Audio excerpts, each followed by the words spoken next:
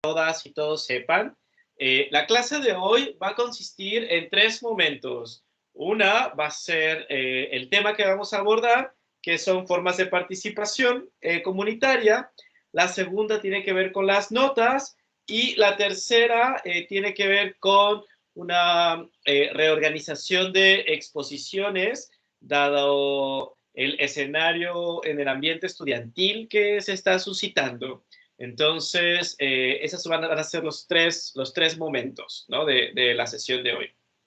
Les comento que, dada la petición que se realizó por parte de las y los estudiantes de enfermería de no realizar evaluaciones esta semana, y dada que la exposición iba a ser evaluada, se corre para la próxima semana.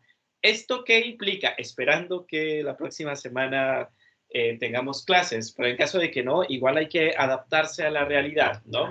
Entonces, bajo este supuesto es que yo voy a dar la clase el día de hoy y los equipos que iban a exponer hoy se pasa a la siguiente semana. Esto sin saber qué va a suceder la próxima semana, es decir, si deciden o no deciden irse a paro, de todas formas hay que seguir planeando actividades, ¿no? Porque no sé qué va a pasar la próxima semana. Así que desde que se propone que los equipos que iban a exponer esta semana se pasen a la próxima. Esto va a implicar que la duración de las exposiciones se acorte ya no a media hora, sino a 15, 20 minutos máximo, ¿ok? Pero esto lo vamos a ir discutiendo en la tercera parte de la sesión de hoy. Entonces, y lo que vamos a abordar ahora es formas de participación comunitaria. Cuando me refiero a formas de participación comunitaria, tengo que hablar de los temas que vimos en la sesión antes pasada, en donde estábamos definiendo el concepto de trabajo comunitario y de participación comunitaria, y yo les había mencionado que había espacios o formas de participación de la comunidad, ¿no? Este tema estaba considerado para el final del semestre, sin embargo, lo voy a traer a colación ahora para poder darle continuidad a los contenidos temáticos. Entonces, el tema que voy a abordar el día de hoy es participación comunitaria, ¿ok? Vamos a empezar. Y les pediría, si en la medida de sus posibilidades, quien quiera, pueda encender su cámara un poco para hacer un ejercicio más visual, porque no deja de ser freak para mí darle clases a una cámara. Entonces, quien esté en posibilidades de encender su cámara, se lo voy a agradecer mucho, porque tendría yo un rostro aquí con quien comunicarme visualmente, ¿ok? Entonces, quien esté en posibilidades. Entiendo que algunas personas sí encienden la cámara, se le bajan los datos, etcétera, pero solamente quien esté en posibilidades de hacerlo. Bien, entonces vamos a empezar la clase. Y me pregunto si ven bien la pizarra. ¿Se alcanza a ver o enciendo la luz? No se ve muy bien, profe. Ya, El bueno. azul, sobre todo. Sí. Espérame. Un momento.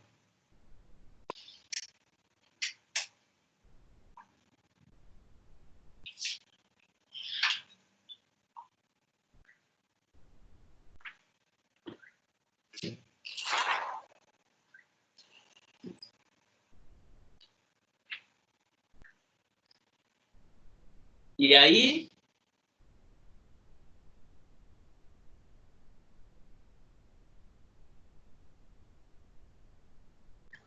Sí, profe, se ve mejor. Gracias. ya, buenísimo. Bien, vamos a empezar la clase en donde el tema a abordar es participación comunitaria. Debemos de considerar que la participación comunitaria es un elemento relevante para mejorar la salud e incrementar la calidad de vida de las comunidades, ¿no? Este primer comentario tiene muchos contenidos de fondo. Recuerden que cada vez que nosotras o nosotros veamos algún concepto, es importante desmembrarlo en cada una de sus partes. Es decir, cuando hablamos de elemento relevante, estamos hablando que la participación comunitaria o el trabajo comunitario hoy en día es uno de los principales elementos de participación social y ciudadana. Es importante que cada vez que el Estado o la APS, el consultorio, quien sea, quiera desarrollar un proyecto, sabe de antemano que no puede desarrollar proyectos sin participación de la comunidad. La integración de la comunidad en el diseño, ejecución y evaluación de los proyectos comunitarios es fundamental, ¿ok? Por eso es relevante, porque la participación comunitaria va a ser esta parte de la realidad que nos va a estar hablando constantemente, ¿ok? Que son las comunidades las que viven realmente las condiciones generales de los territorios. Por ejemplo, tenemos a la comunidad del bosque que se moviliza porque hay un distanciamiento de parte del gobierno, etcétera. Y si se quieren realizar políticas efectivas de combate al hambre como resultado de la pandemia del COVID-19, no se puede hacer sin la participación de las propias comunidades o de organizaciones que estén representando estas comunidades, ¿ok? La participación comunitaria siempre va a ser importante para poder desarrollar cualquier proyecto social. Esto es fundamental y necesario. Bien, tenemos la otra parte de esta idea de elemento relevante para mejorar la salud e incrementar la calidad de vida. Hemos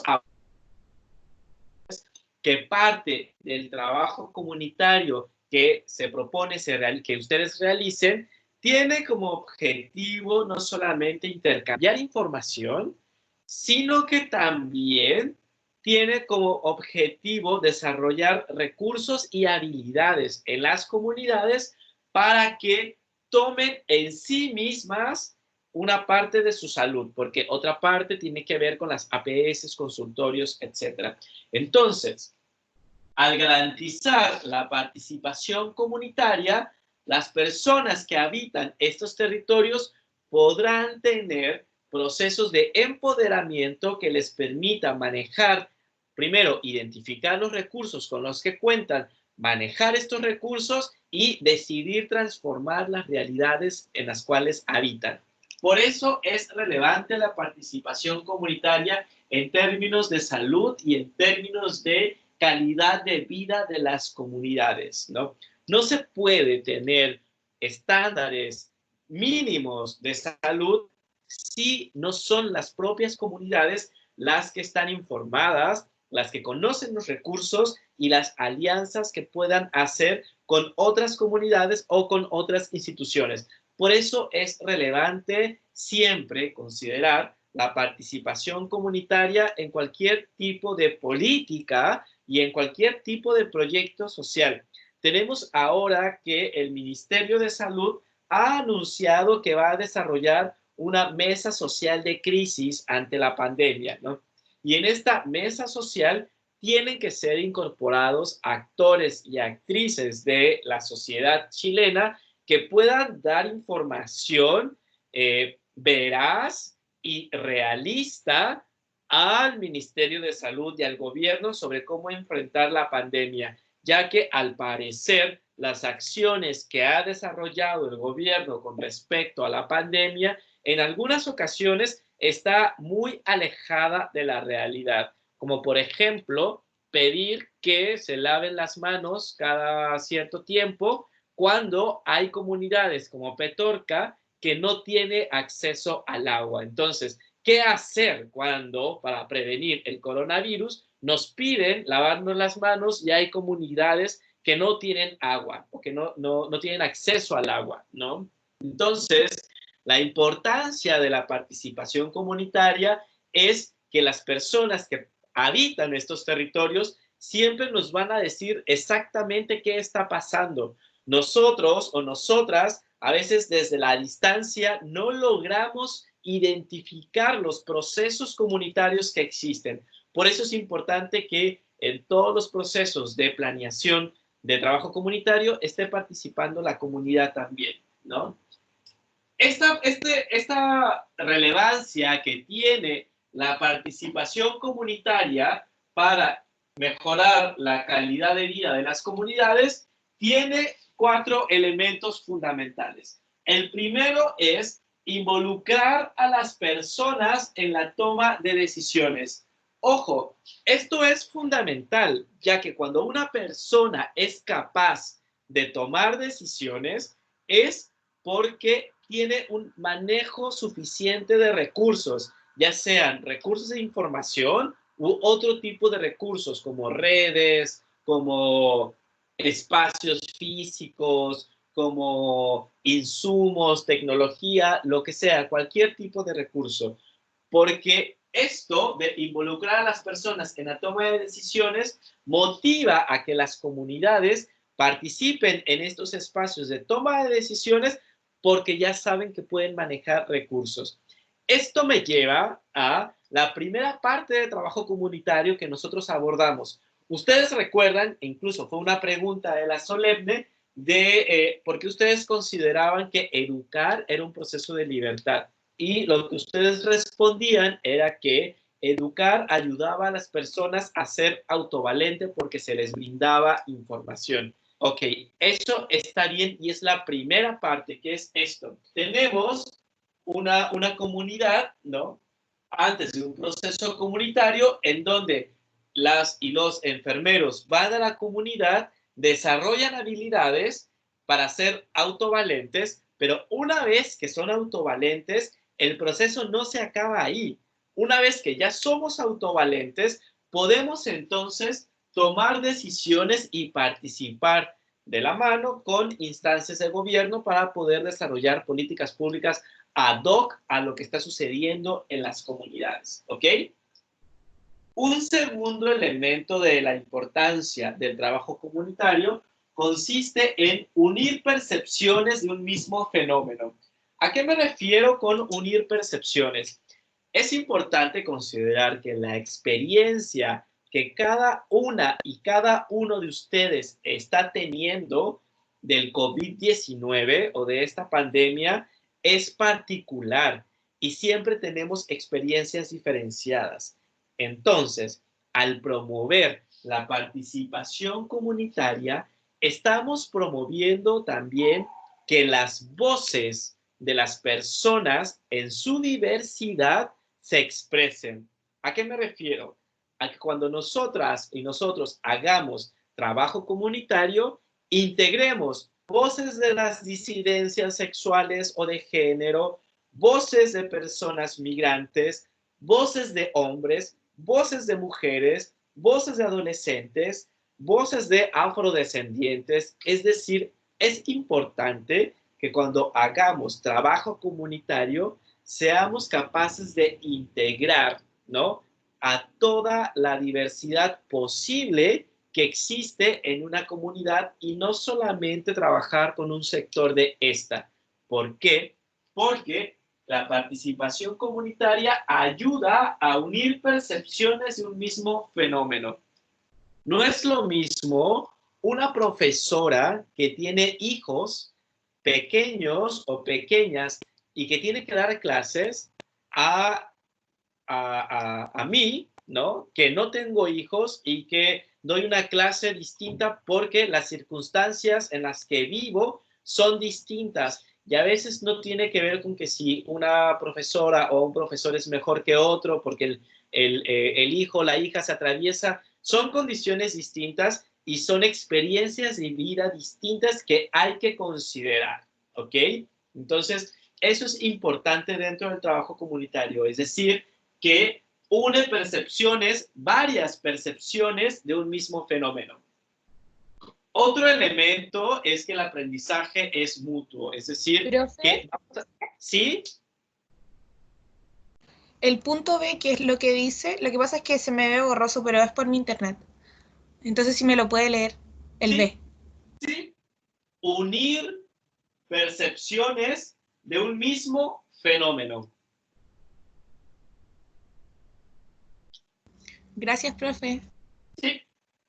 Y cuando hablaba de unir percepciones de un mismo fenómeno, hablaba que el fenómeno, por ejemplo, de la experiencia del COVID-19 siempre va a ser diferenciada. Es decir, no es lo mismo una profesora o un profesor con hijos que se les pueden estar atravesando todo el tiempo o que distraigan la clase, pero esas cosas pasan, a mi experiencia que no tengo hijos y no voy a tener nunca, ya decidí eso, no quiero reproducir más el planeta, ¿no?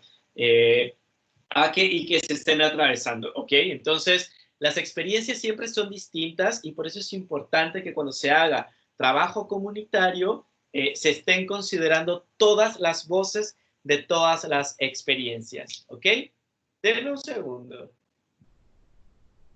Bien, ahora, el aprendizaje es mutuo. Cuando hacemos trabajo comunitario, el aprendizaje de todos los sectores que estén participando siempre se va a exponenciar, siempre va a ser mayor. Y eso es importante. Y algo que es fundamental es la transferencia de recursos. Ustedes deben de recordar que cada vez que en esta clase hablemos de salud, estamos hablando de salud pública. Y cuando hablamos de salud pública, Benjamín, ¿me puedes decir de quién estamos hablando?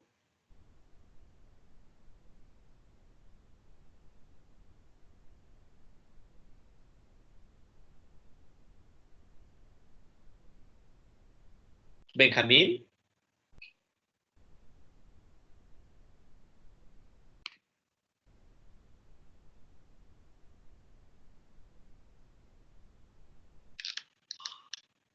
Profe, O ¿qué dice el punto C? el punto C dice aprendizaje mutuo. ¿Y el D? Transparencia de recursos. Muchas gracias. ¿Sí? Fernando, ¿estás por ahí? Sí, profesor. Ya. Una pregunta. En esta asignatura, cuando hablamos de salud pública. Y cuando hablamos de salud pública, ¿de quién estamos hablando? ¿De qué entidad estamos hablando?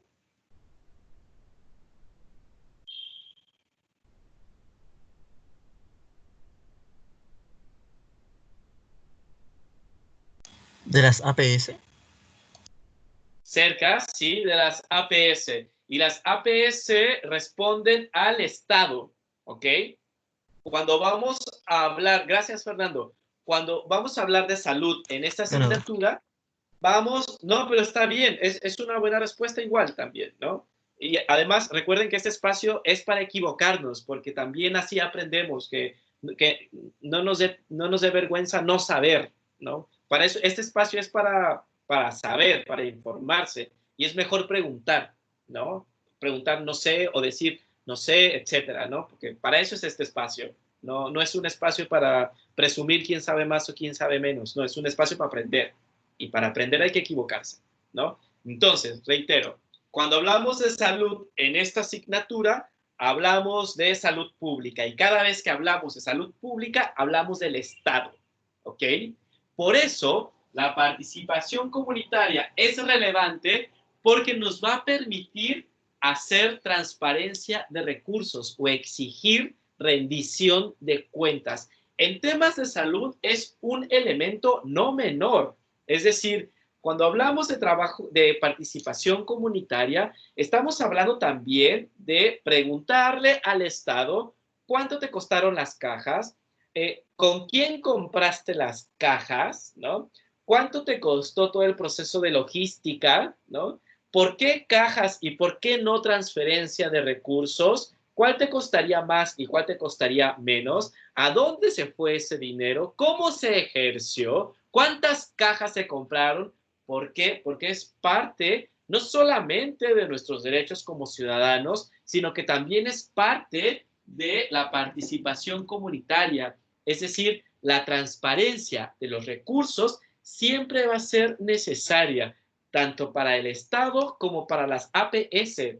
Por eso, Fernando, te decía que tu respuesta no era del todo errada, o sea, tenías una buena intuición, ¿no? Es decir, tanto al Estado como a las APS, que son los COSAM, CESFAM, etcétera, también a partir de la participación comunitaria podemos exigir transparencia de recursos, ¿ok? Que es fundamental, sobre todo en estos tiempos. Bien. Estefanía, Profe, dime, Fernanda. ¿qué eran las APS? Las APS son atención primaria de salud. Recuerden que voy a borrar esta parte. Voy a borrar esta parte. A ver.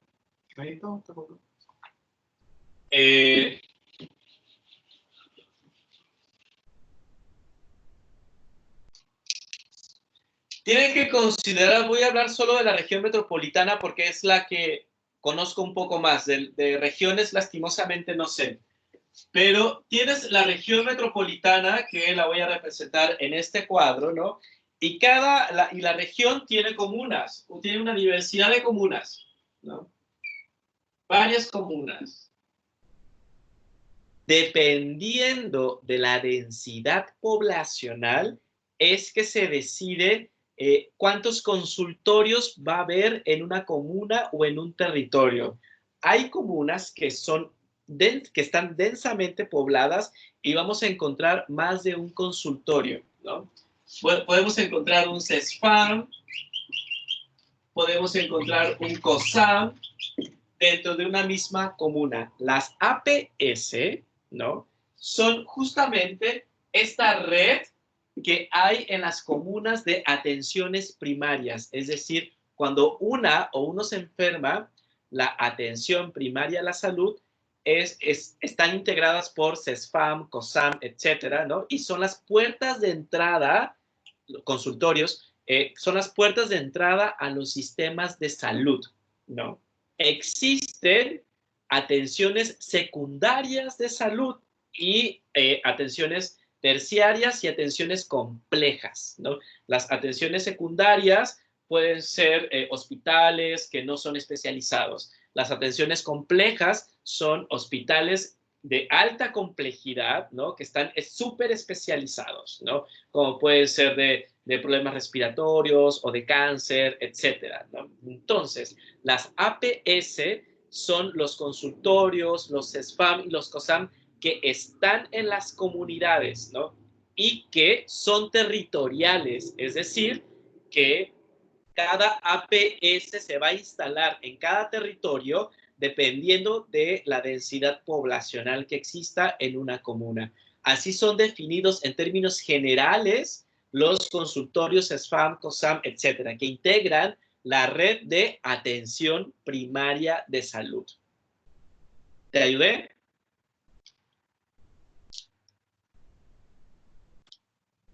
Sí, profe, gracias. Ya, bien. Entonces, Javiera, ¿tienes alguna duda con respecto a estos 4 puntos que hacen relevante la participación comunitaria?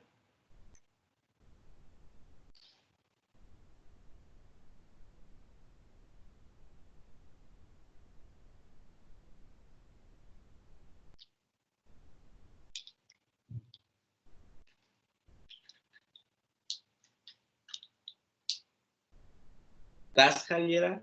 ¿O no das? Carolina, ¿tienes alguna duda con respecto a estos 4 puntos?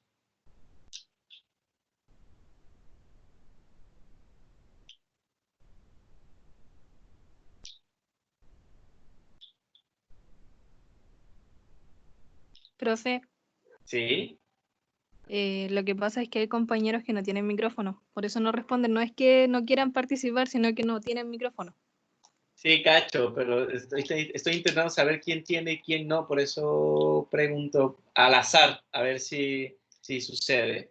Bien, voy a continuar, ¿no? Ahora, ¿cuál es la definición que en esta asignatura vamos a utilizar de participación comunitaria en políticas sociales? La definición que vamos a ocupar es que la participación comunitaria en políticas sociales implica la incorporación de las y los ciudadanos y beneficiarios y beneficiarias en los procesos de políticas y programas, ¿no? Así como en la entrega de servicios sociales.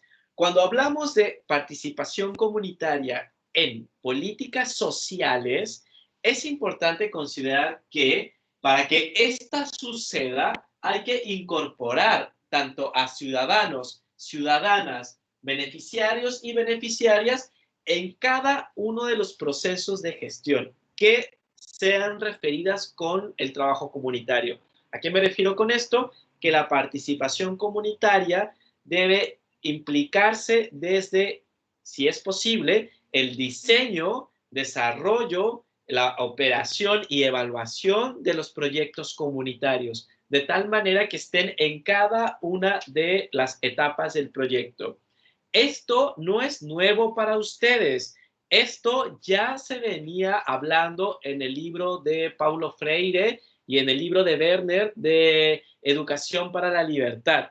Esto es algo que ya hemos abordado y que ahora lo vemos de manera conceptual con la definición de participación comunitaria en políticas sociales, que implica la incorporación de ciudadanas, ciudadanos, beneficiarios y beneficiarias en los procesos de políticas y programas, así como también en la entrega de servicios sociales, ¿no?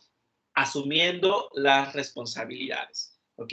Entonces, esa es una definición que vamos a estar ocupando de aquí en adelante, ¿okay? En términos de participación comunitaria en política social. ¿Queda claro este concepto, Janina?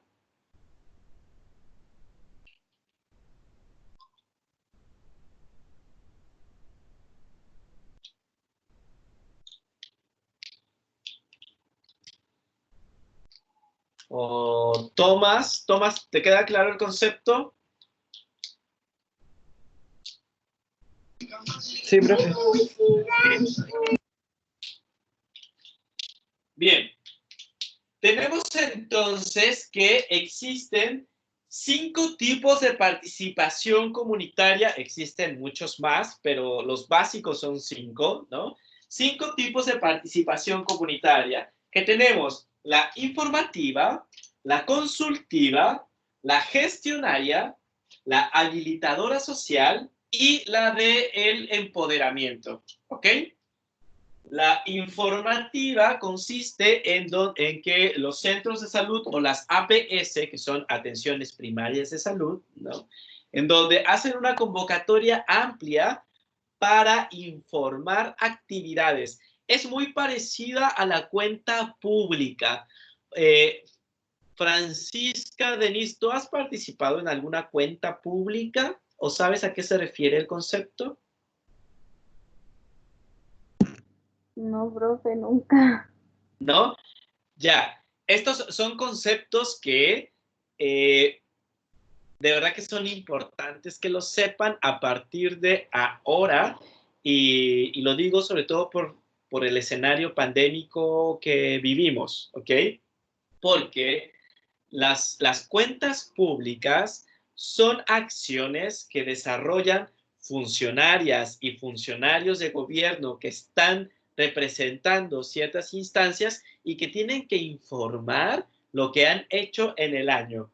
Por ejemplo, ahora Piñera tiene que hacer su cuenta pública, ¿no? Y se está definiendo en qué momento de este año la va a hacer y tiene que hablar de todo lo que ha hecho en el 2019 y lo que va del 2020, ¿no? Y las cuentas públicas son esas, son convocatorias masivas en donde una institución a través de un funcionario explica qué es lo que ha estado haciendo durante todo el año y en qué ha gastado la plata, etcétera. Va a ser interesante la cuenta pública de Piñera para saber qué dice de la revuelta social. Yo estoy esperando con muchas ansias a ver qué dice. Y eso se tiene que hacer año con año. Y así como la presidencia o el gobierno tiene que hacer cuenta pública, también los consultorios, los SFAM, los COSAM tienen que hacer sus cuentas públicas, tienen que convocar a la comunidad en un tipo de participación informativa en donde se hace eso, lo que la palabra dice, informar de las acciones que cierta institución ha desarrollado. Este tipo de participación comunitaria es mínima y es muy baja, porque en muchas ocasiones lo que se hace es decir, y esa es una trampa que ustedes tienen que detectar más adelante, cuando dicen, tenemos una participación en el COSAM o en el CESFAM o en el consultorio de 1000 personas. Y dices, ya bacán, o sea, hacen un trabajo comunitario súper bueno, pues si pueden convocar a 1000 personas o a 2000 personas, deben de ser muy buenos. Pero cuando te dicen, hemos tenido participación comunitaria informativa de 1000 personas, tú ya sabes que lo que hicieron fue convocar, informar, hablar y se acabó. Y no hubo más. No hubo acciones, no hubo compromisos, no hubo nada, ¿no? Entonces tú dices, claro, tienes un alto nivel de participación porque la participación que estás promoviendo es únicamente informativa. Y así, bueno, yo también puedo convocar un montón de gente, ¿no? Es decir, hay un nivel muy bajo de participación cuando es informativa, porque es únicamente eso, ir a escuchar, ¿no? Hay otro tipo de participación comunitaria que es la consultiva, ¿no? La consultiva es un tipo de participación que se utiliza mucho en los proyectos, ¿no? Pero que muchos proyectos se quedan solo a ese nivel. Es decir, cuando se va a iniciar un proyecto, muchas veces se hace diagnóstico comunitario, es decir, se consulta a la comunidad acerca de un tema para poder obtener información. Hay algunos proyectos comunitarios que consideran la participación a ese nivel solamente, a nivel de diagnóstico, es decir, vamos a ir a la comunidad, les vamos a preguntar qué sucede con cierto tema, vamos a recolectar información y después nos vamos a ir. Y ya nunca más vamos a pescar a la comunidad. Este es un error habitual que ojalá que ustedes no cometan, ¿ok? Porque lo que hace ese tipo de participación es únicamente preguntarles sobre un tema específico y ya. O sea, no hay más allá. E incluso en muchas ocasiones, cuando tú le preguntas a la comunidad, oye, y te hicieron un diagnóstico, ¿no? Comunitario. Sí, sí, fui y participé y estuve como 4 horas. ¿Y cuál era el objetivo del proyecto? No sé. Eso es muy habitual, que las personas con las cuales participaron en los proyectos comunitarios en la etapa de diagnóstico, al final no sepan cuál era el objetivo del proyecto. Y este también es un nivel de participación bajo, es decir, es importante consultar, es importante informar, pero no únicamente quedarnos ahí, ¿ok? Existe un tercer tipo de participación comunitaria que es la gestionaria. La participación gestionaria es cuando la comunidad brinda algún tipo de información o elemento fundamental para poder desarrollar un programa. Es decir, es accionar las capacidades de las personas para la movilización y gestión de recursos, tanto materiales, técnicos, financieros, por parte de la comunidad o de la ciudadanía para el logro de objetivos comunes. Por ejemplo, la planificación local participativa. Es decir, la participación gestionaria ayuda junto a la comunidad a identificar recursos que están dentro de la comunidad. Por citar otro ejemplo, pensemos que un consultorio va a realizar un taller sobre fitoterapia, ¿no? Como el uso medicinal de las plantas. Pero dentro de sus funcionarias y funcionarios no existe ninguno o ninguna que tenga este conocimiento. Entonces, lo que hace en el tipo de participación comunitaria gestionaria es ir a las comunidades a buscar a esta persona o a estas personas que tengan este conocimiento para poder desarrollar el taller de fitoterapia. Esto es la participación comunitaria gestionaria, en donde es la comunidad la que gestiona y hace una búsqueda de recursos, ya que la institución de salud no los tiene y es importante que los tenga, ¿ok?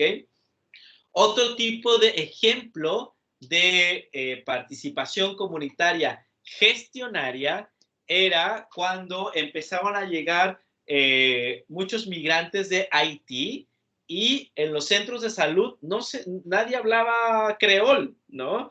Entonces lo que hicieron fue ir a la comunidad y capacitar a traductores y traductoras en los centros de salud. Y por eso vemos en algunos centros de salud traductores y traductoras de creol, porque la institución de salud fue a la comunidad a buscar un recurso que no tenía, ¿no? Y que sin la comunidad no lo iba a tener, que son las personas que traducen el creol para esta población de personas de Haití, ¿ok? Entonces, ese es otro ejemplo de participación comunitaria gestionaria. Tenemos un cuarto tipo de participación que es la participación habilitadora social.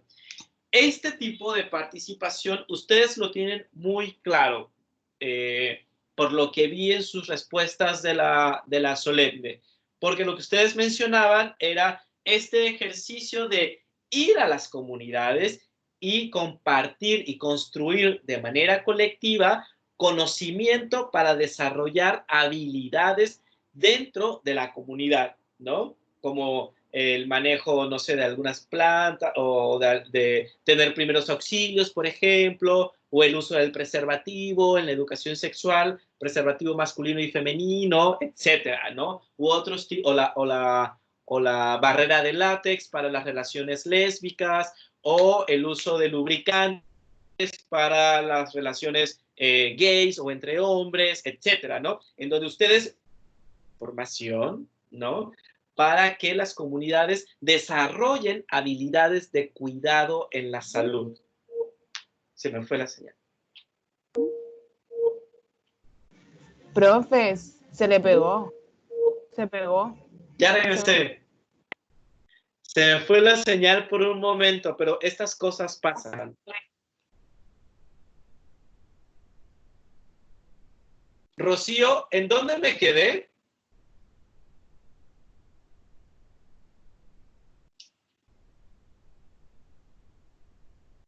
Estaba hablando sobre que teníamos claro lo de la solemne, las preguntas de la solemne. Ah, sí, con el tipo de participación habilitadora social. Es decir, ustedes mencionaban en las solemnes cómo el trabajo comunitario implica ir a la comunidad y desarrollar habilidades en las comunidades. Y efectivamente, ese es un tipo de participación con el objetivo de desarrollar habilidades sociales, es decir, ir a las comunidades y construir de manera colectiva conocimiento que permita desarrollar habilidades sociales en temas de salud, como puede ser la educación sexual, el uso del preservativo masculino y femenino, el uso del lubricante para sexo anal, el uso de las barreras de látex para sexo lésbico, etcétera, ¿no? Como todos los tipos de cuidado que puede haber y que como funcionarias o funcionarios de salud se desarrollan, es decir, ir a las comunidades a desarrollar habilidades y conocimientos, ¿ok? Y existe un último nivel de participación que es la participación por empoderamiento. Cuando hablamos de participación por empoderamiento, hablamos de la capacidad de incidencia de la comunidad en la toma de decisiones en relación a las políticas y acciones que le afectan. Esto es fundamental porque llegar a niveles de empoderamiento en las comunidades es llegar a posibilidades de cambiar la realidad en la que vivimos, ¿ok?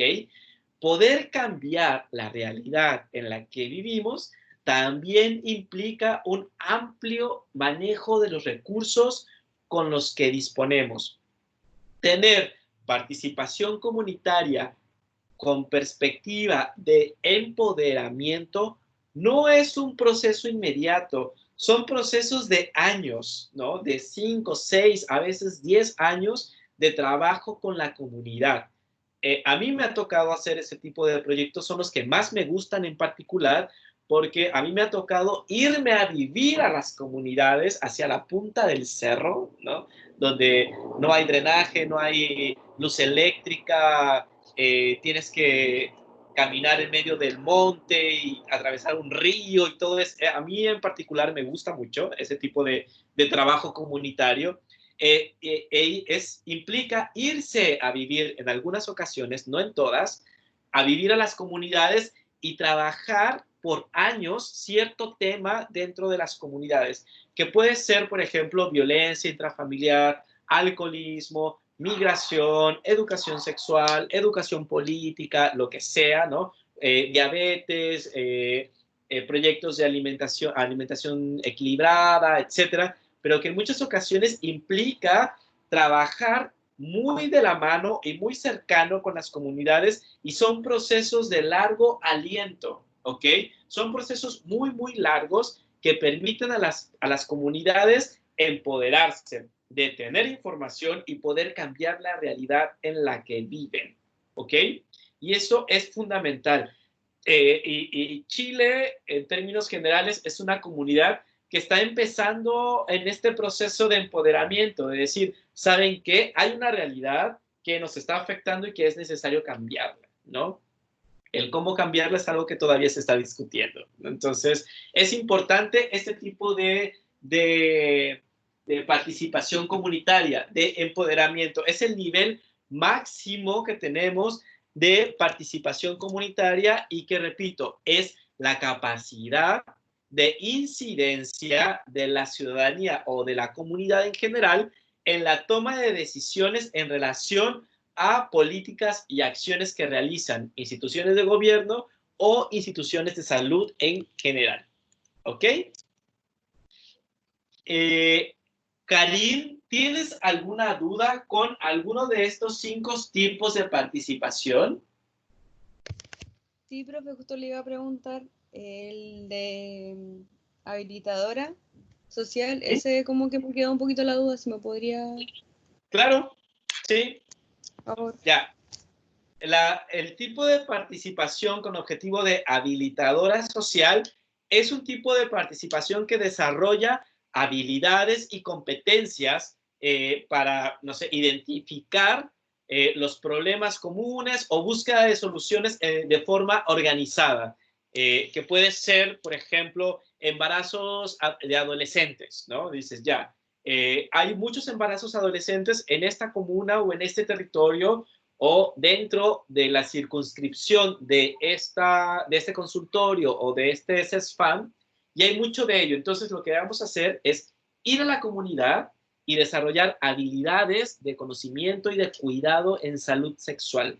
Vamos a desarrollar habilidades en las jóvenes y en los jóvenes para que sepan cómo ponerse un preservativo, ya sea masculino o femenino, cómo usar lubricante, etcétera, ¿no? O mallas o las protecciones de látex, etcétera, ¿no? Es decir, la participación comunitaria habilitadora social es justamente darle o desarrollar las habilidades que pueden estar dormidas dentro de una comunidad para que las puedan desarrollar y tener un mejor autocuidado.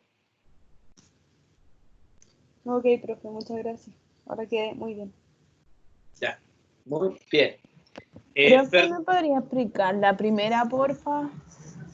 Informativa. Sí, profe, informativa. Sí.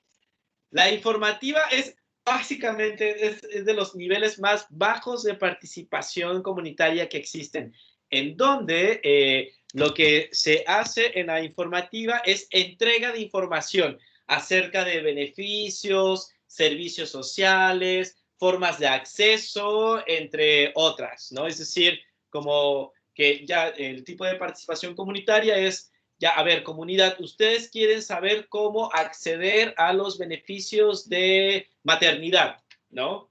Los citamos el lunes a las 5:30 y lo que hacen es informar cómo acceder a ciertos servicios o informar las acciones y actividades que alguna institución ha realizado durante el año. Eso es informativa. Ya, profe, me quedó súper claro. ¿Quién entrega esa información? Cualquier institución, puede ser un COSAM, puede ser un CESFAM, puede ser un consultorio, ahí depende de la institución que desarrolle este tipo de proyectos. Pero todas están obligadas a entregar información, todas las instituciones, incluyendo la presidencial, todas.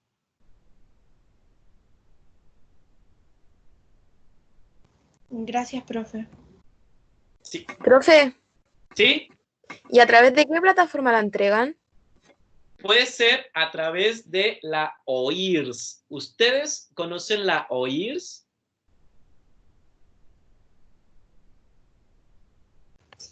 Yo no, profe. Yo no. La OIRS es importante que sepan esto. Ya, la OIRS, lo voy a escribir.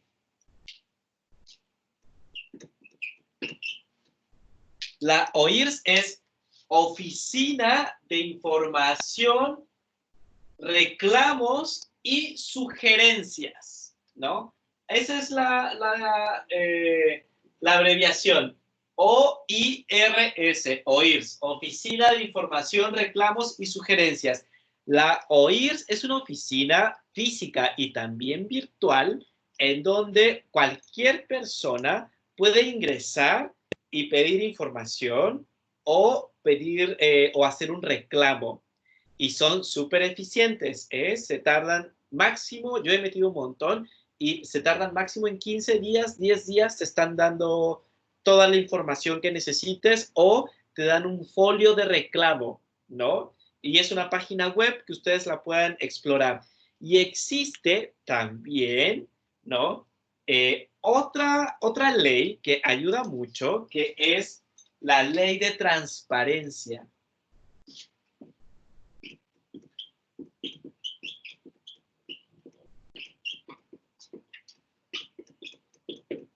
La ley de transparencia, ¿no? La ley de transparencia, si ustedes entran a la página del Ministerio de Salud o del Ministerio de Educación o cualquier página de cualquier institución del Estado, todas las páginas tienen un icono que dice ley de transparencia o ley de, a ver, voy a entrar a una página a ver si aparece acá. Voy a entrar a las dos para enseñárselas también. OIRS. Ya, les voy a compartir la pantalla para que vean.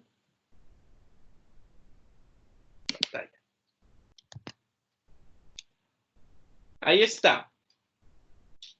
OIRS. ¿Pueden ver la página? Sí, profe, se ve. Ya. Ustedes pueden ver aquí en la página de la OIRS, ojo, este es un nivel de participación informativo, ¿eh? No es empoderamiento, no, es únicamente informativo, ¿no? Y aquí te dice, ¿quieres ser solicitante, persona natural, jurídica, que pueden ser las instituciones, nacionalidad chileno o chilena, extranjero? Cuando vean ustedes PRICE, ¿no? Que lo van a ver muy seguido cuando sean profesionistas. PRICE es un sistema de salud para familiares que han sido afectados por la dictadura, ¿no?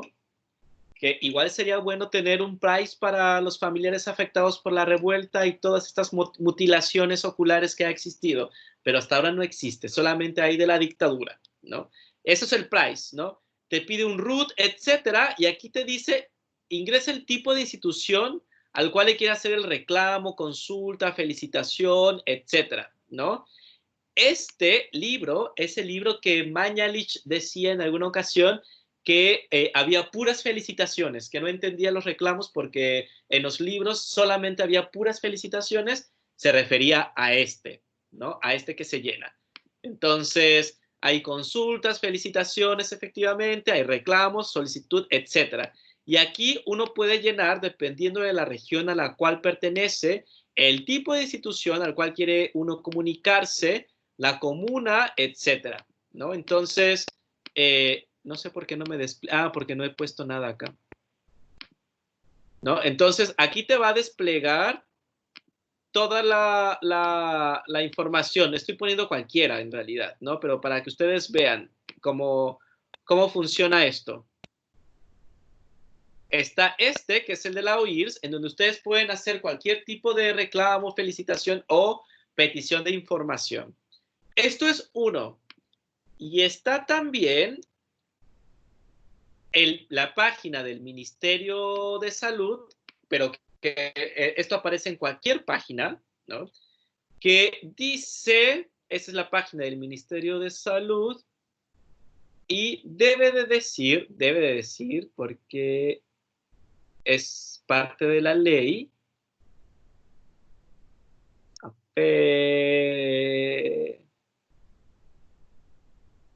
ONASA, auge, compin, yo, programa establecido. Aquí está. ¿Ven? Esto, solicitud de información, ley de transparencia. ¿Lo ven?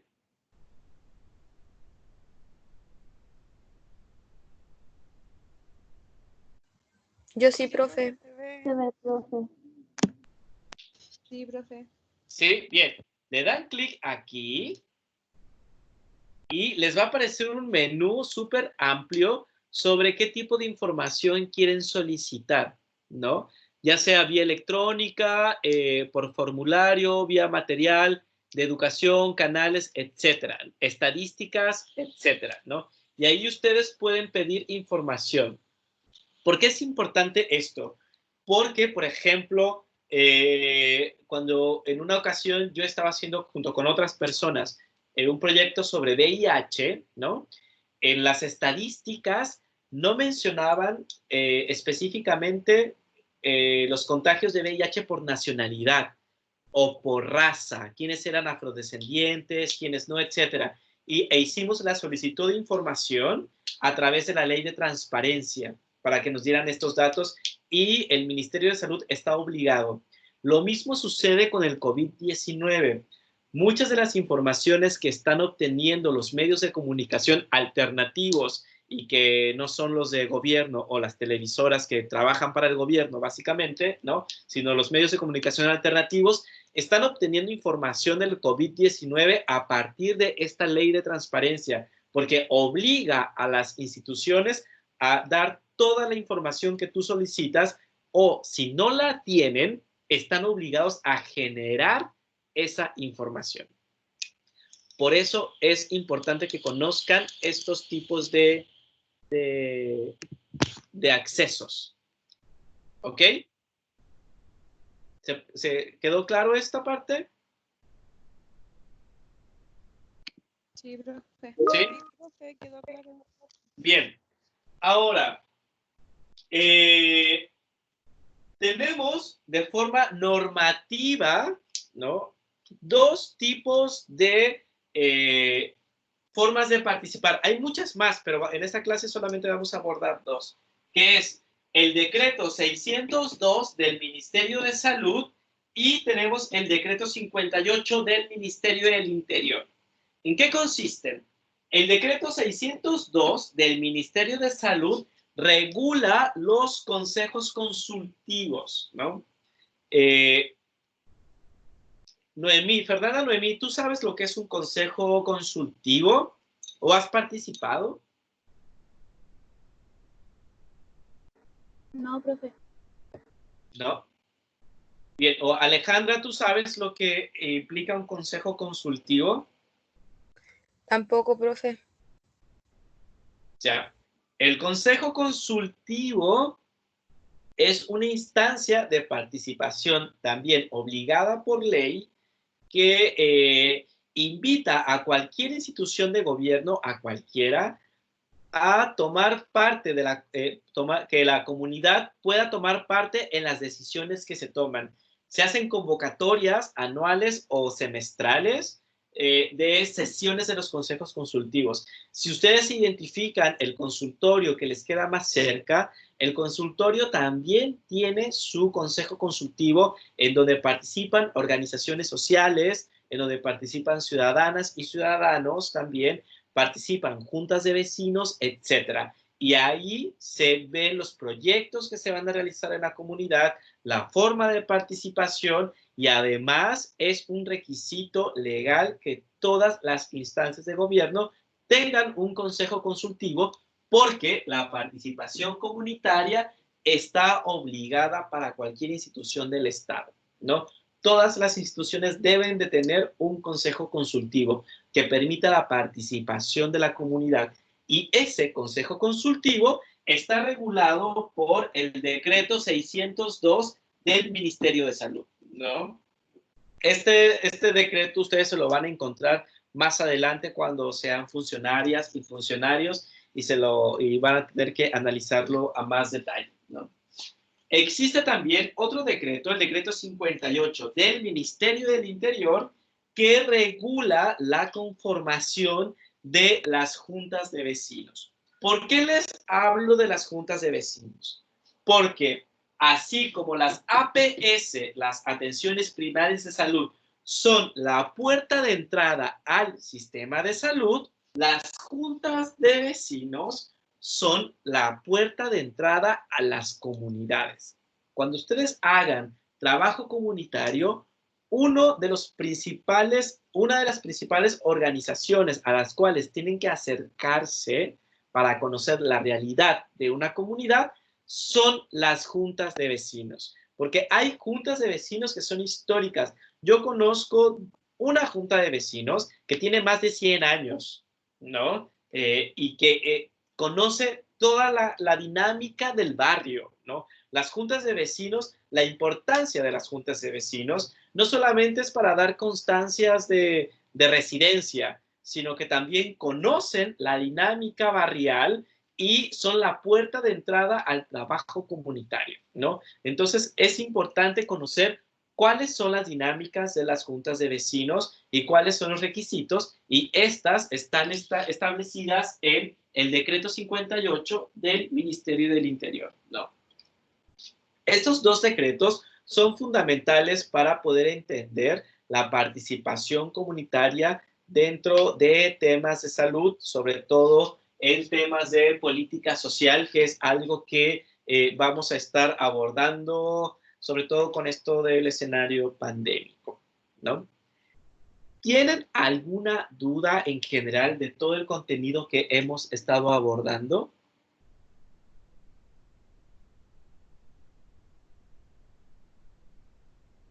Constanza, ¿tienes alguna duda en particular?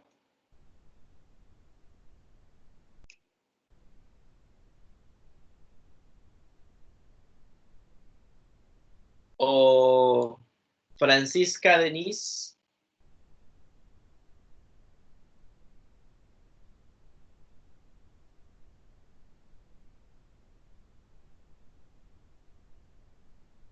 ¿Alguien tiene alguna duda?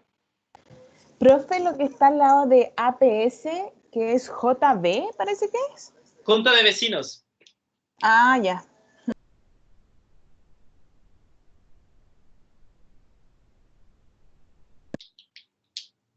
¿Alguien más? Para pasar a la segunda parte de la clase de hoy.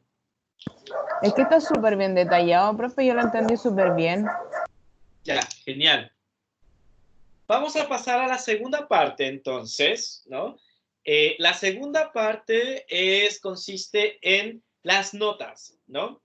Las notas están en el aula virtual. No sé si han logrado verlas, ¿no? Yo no, profe. No entiendo cómo verlas. Ustedes pueden entrar. A ver, voy a ver si les voy a compartir mi pantalla desde el aula. Denme un segundo para que pueda ingresar. Esta es sección 2.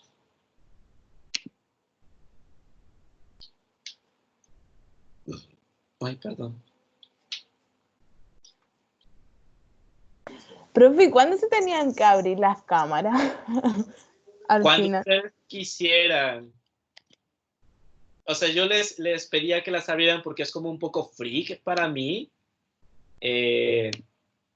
hablarle a una cámara. Ni siquiera les conozco, no sé cómo son.